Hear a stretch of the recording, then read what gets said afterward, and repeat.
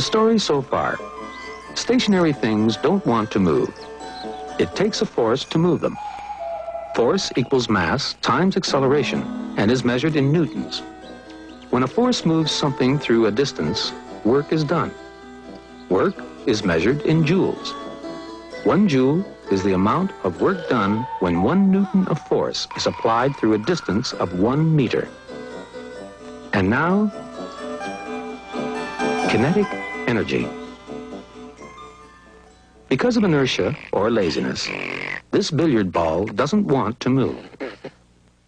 In fact, it would sit there all day minding its own business if another ball were not to come along and knock it into the pocket.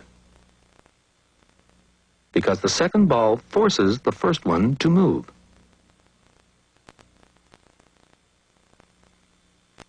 Whenever you have a force acting through a distance, you know that some work has been done.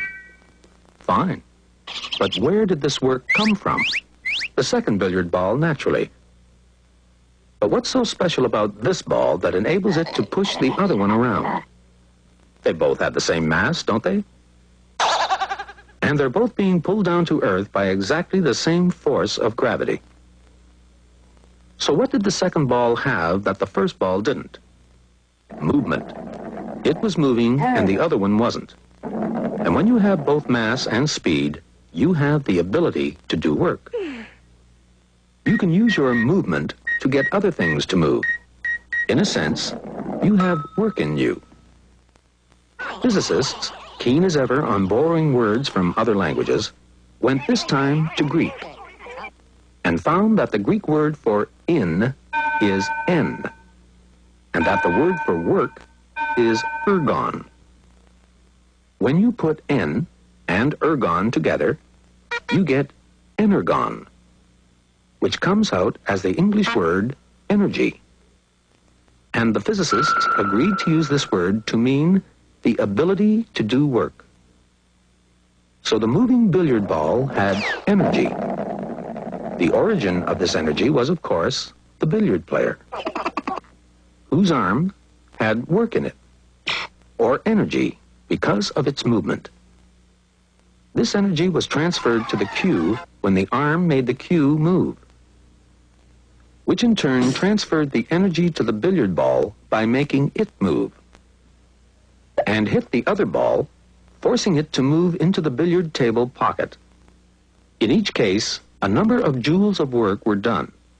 Arm moving cue, cue moving ball, ball moving ball.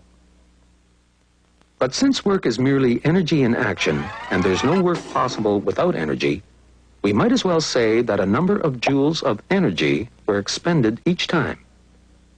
And that's exactly what we do say. Both work and energy are measured in joules. Think of joules being transferred from an energy box to a work box, and then to a force times distance box. Joules of energy are spent not only by billiard players, but by hockey players and soccer players, carpenters and ditch diggers. And all the energy to do all this work is only made possible by movement. So that they wouldn't forget this, the physicists went once again to their Greek dictionaries and found that the Greek for movement is kinema, a word that film producers have also borrowed to mean moving pictures or cinema. But the physicists decided to keep the K and to call the energy of movement kinetic energy.